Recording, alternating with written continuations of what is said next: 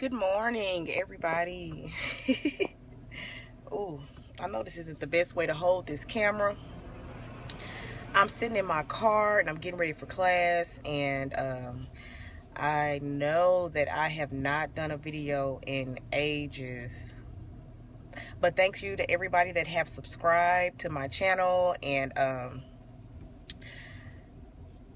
continue to watch my videos. So today I wanted to do a quick video because I got to be at school at 10 and it is 9:20, but I'm in the parking lot. But I want to do a quick video real quick on business credit. I started my boutique in October of last year, October 2014, and as you all know, it's hard to get funding to get inventory and supplies and all that stuff, because I do accessory, I do some apparels, some apparel and I do accessories. I still do my bath and body line. It's homemade bath and body products and candles, tart melts, stuff like that. As I said, I'm doing this video in the car, so I am not going to be able to drop links and all that stuff to everything right now, but I will later on today. So if you're interested, come back and watch the video again later, or just come check out the description box, and I'll put some links to some of this stuff in there a little later. But I did my own little research on business credit, and then, at first, when I first started my boutique, I didn't want to use credit. I didn't want to use loans and stuff like that because I didn't know how successful it was going to be. So I didn't want to do that. But of course, like I said, it's hard to find funding and things of that nature to run a successful business. So, it's really kind of near impossible to be able to do that without using business credit. And I watch Shark Tank all the time. It's becoming one of my favorite shows. And Mark Cuban was like, "You're a fool if you use loans to start a business." And that kind of made me feel some type of way, but whatever. Oh, excuse me. But like I said, it's hard to find funding, so I decided to go ahead on and do some research and see what all I needed to do to gain business credit without using my personal credit, which is shot, to be honest. It is what it is, but it's shot. So I wanted to be able to find some places where I can get business credit without using my personal credit, and that is extremely hard. That is near impossible from the research that I've gotten from some of the YouTube channels that I've watched, from blogs, from the internet. Pretty much you cannot get business credit without a personal guarantee, like as far as credit cards and loans and stuff like that, unless you're like a huge corporation. That is the only way that they'll give it to you, practically, without a personal guarantee. There are some accounts, some vendor accounts that I was able to obtain, and I'm gonna share that with some people that haven't found the videos that I found, or you may not, be able to research the way that I can research. No shade, but I got some notes here, so if I'm looking down, that's what I'm looking at. I'm looking at these notes. First and foremost,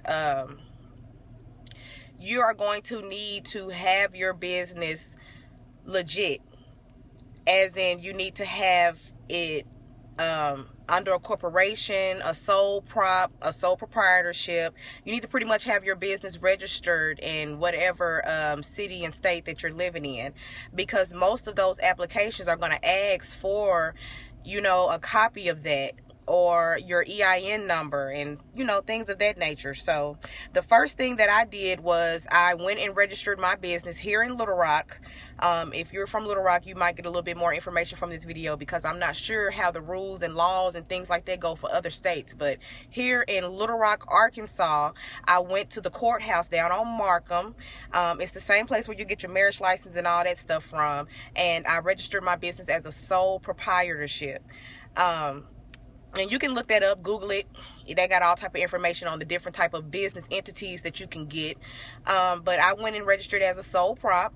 most wholesale sites, any good wholesale site that you want to go on is going to ask you for a copy of that anyway. And you know, if you're a true boutique owner, you don't want to order from sites that don't ask for it, because anybody can order from those sites. So you'll just be, you know, ordering stuff that anybody is ordering, and you can't stand out if you're carrying the same things that all these other boutiques are carrying. This is a really saturated market, so you only really want to go to wholesale sites that ask for that. So you're going to need to go down to your courthouse, wherever, or if you're in Little Rock, go to the one on Markham downtown and register as a sole prop.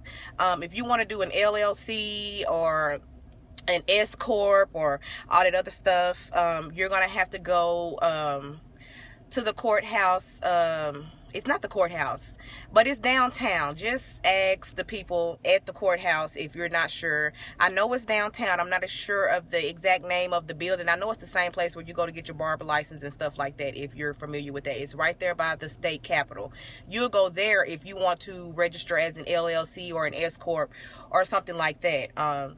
I paid $25 to register my business as a sole prop here in Little Rock, Arkansas, and that is pretty much your business certificate or your business license. You know, most sites will take that as a business license or whatever. So that's what I did here in Little Rock. I went down there and registered as a sole prop.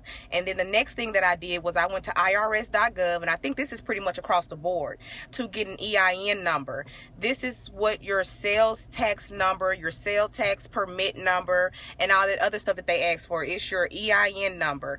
It's an employer identification number. You don't have to have a whole bunch of employees to get it. It's free. When I say it's free, it is free. Go directly to irs.gov and get that number.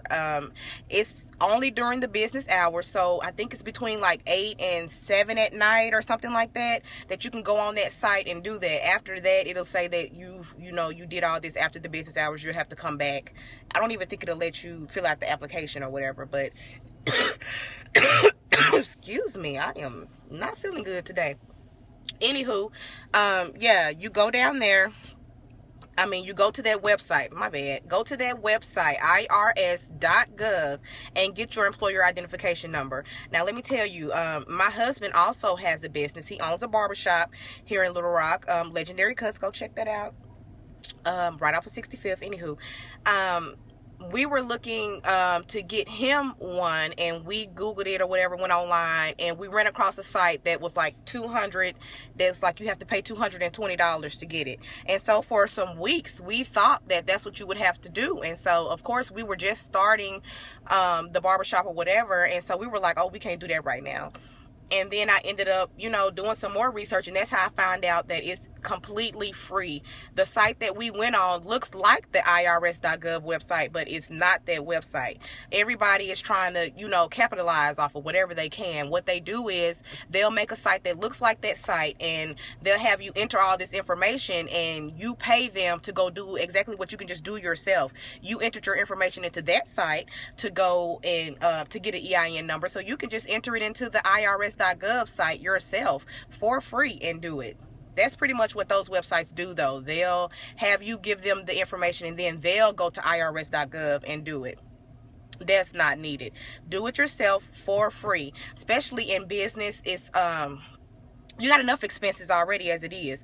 So don't do stuff that you can do on your own.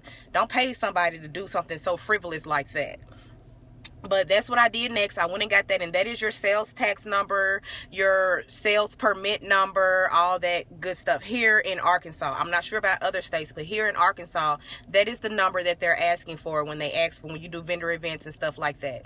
The next thing that I did was I went to DMB, which is Dun and Bradstreet. I'm not sure of the exact website, but it's just like irs.gov. It's a lot of other phony sites out there that make it like it's them, and it's really not. Now they do charge for a DMB number, and they charge if you want to get it instantly. you can get, your number will generate on its own if you start going and getting vendor accounts and things of that nature. It'll generate on its own. So that's what I did. I went to that site. I had been ordering from this vendor accounts that I have for like 2 months, and I went back to Dun and Bradstreet after the first time I went to see if my number had generated, and it had. So just go ahead and start trying to establish some accounts, and you can get your DNB number there.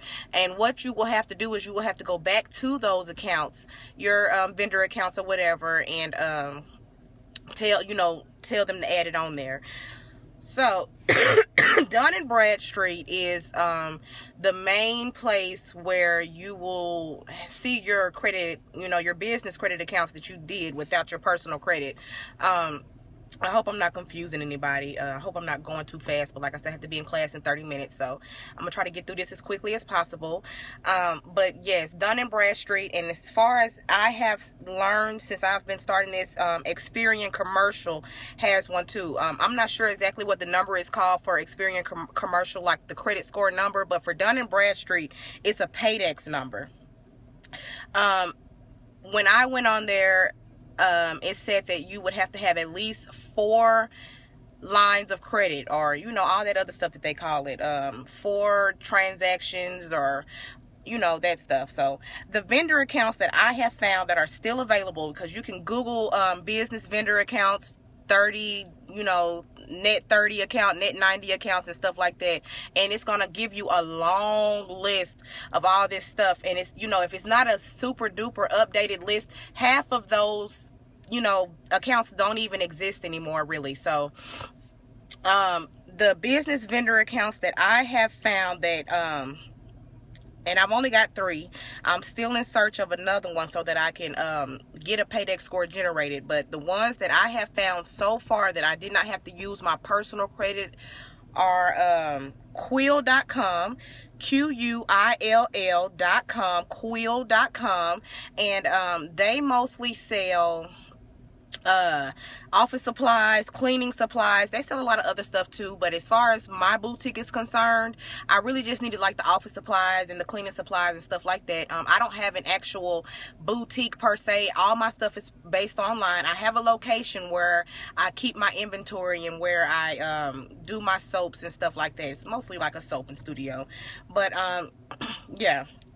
I used my personal address though when I went to those sites, because at that time I didn't have that location. So I used Quill.com, Uline, ULINE.com, and FedEx. You can just go online to FedEx and ask for, put in the search box a commercial account or whatever, and these are all net 30 accounts. Now what I mean by net 30 is you order whatever you're gonna order, and they give you 30 days to pay it. It's sort of kind of like a credit card, like an American Express credit card, where you pay for stuff or whatever and you have to pay the entire balance off at the end of the month. These are not credit accounts where you'll get a minimum payment or anything like that. It's getting cold in here. Let me turn this air off. But yeah, so you order what you want, and most of the time, most of these credit entities, Experian and Dun and Bradstreet, want to see something over $50. So even if you don't need it, if you're trying to establish business credit, just get the cleaning supplies, use it for your house or whatever, or just get the office supplies. You can use pens and paper and paper clips and stuff like that for just everyday things, especially if you run a business. You need office supplies. Uline has a lot of shipping supplies. That is my favorite site to get my shipping supplies from. So Uline is very good if you are online. If you are mostly based online and you do a lot of shipping, Uline is the site for you. FedEx is good for if you're doing promotional things. If you need a poster, if you have pre-designed business cards, but all you have is the design and you need to get it printed, and you can just go to FedEx and use your commercial account, and they'll give you 30 days to pay whatever you spent. So as I said, you need 4 to generate a FedEx number with Dun and Bradstreet. Quick disclaimer, I am not a professional credit person. This is just stuff that I have learned from my research and from other YouTube channels and things of that nature. So don't just, quote me, or don't get mad if something like this doesn't work for you or whatever, because like I said, I'm just sharing my tips and tricks that I have learned so far as I've been trying to build my business credit up. But yeah, you can just go to FedEx to get your business cards. You can go to Quill to get your shipping supplies, and Uline to get your shipping supplies, and you can just go to Quill to get office supplies and cleaning supplies and stuff like that. I am currently in search of a 4th vendor account that I can get so that I can generate a FedEx score, because when I go to Dun and Bradstreet, I don't have one, and that's what it's saying. I don't have enough lines of credit to get it. I need at least 4. The site that I use to monitor my business credit and to see what's all on there is Creditera. Now, as far as Experian Commercial, which is where I found on Creditera, and that is spelled Crediterra. Ooh, Crediterra. Creditera. That's where you can go to monitor your business credit and to see what your business accounts are looking like. It's Creditera.com. I'm sure if you type in Creditera in Google, it'll just come up. It should be the first thing that comes up. But they also have different account volumes or whatever. I'm currently using the free one because, like I said, I'm still looking for a 4th one. So, but you can still get a FedEx score for free. You can look at your Experian commercial accounts for free. I think once you upgrade your account, you can see a lot more on there concerning all of that. But right now I'm just using the free version. Whenever I find that 4th vendor account and whenever I get a little bit more cash flow going, I'll upgrade to getting the monthly subscription to where it'll be completely monitored, and I can and it does your personal credit too, so I can get my other 3 credit bureaus, because I'm currently working on that, because it's embarrassing as a business owner when you're trying to get the credit and you can't because your personal credit is so shot. And so they're looking at you like, if your personal credit is like that, why would you even be trying to get business credit? Why do you even have a business, if your personal finances are messed up? But who cares what they think, honey?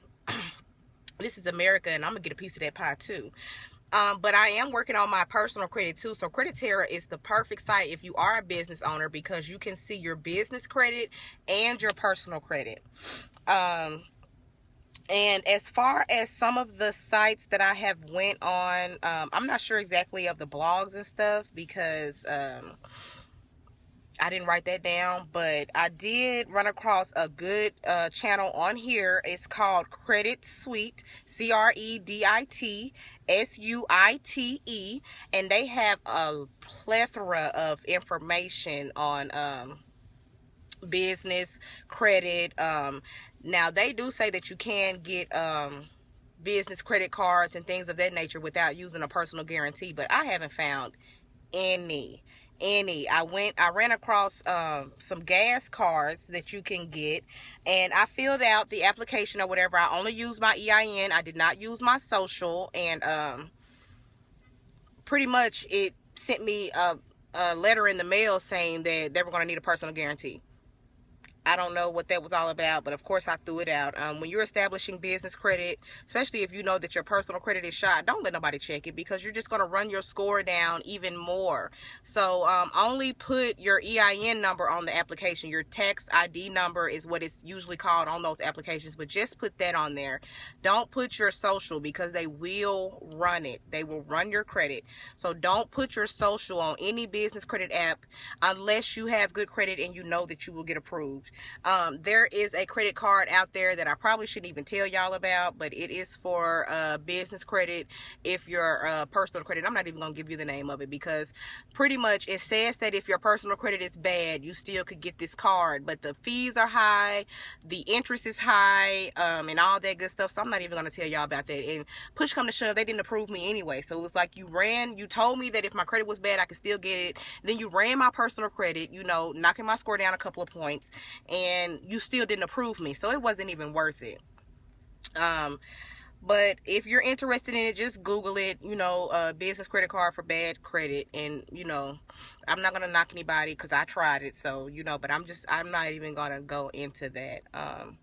But yeah, as far as the FedEx score goes, you can get anywhere from, it goes up to 100. 80 to 100 is the good score. And pretty much if you pay, it's just, in business credit works so differently than personal credit. It doesn't go off of your credit utilization. It's not going off of all that extra stuff that the personal credit reports go off of. It's only going off of if you pay it on time. Pretty much it's maybe like one or two other things, but the most part is if you pay it on time. If you pay it ahead of time, you're probably going to have a 90 or better. If you pay it exactly on time, you're going to have an 80 or better. If you don't pay on time, then you're going to drop below that 80. But 80 to 100 is considered a good FedEx score. You may not get the business credit cards and things like that you're looking for, but if you were to go to the bank and try to get a loan and you didn't use your social, but they pulled that business credit report and they saw that you had an 80 or better, you have more of a chance of getting that business loan from the bank. So that's why it's good, because to me, I want to have all forms of income coming in, and all forms of, you know, my goodness, I went blank.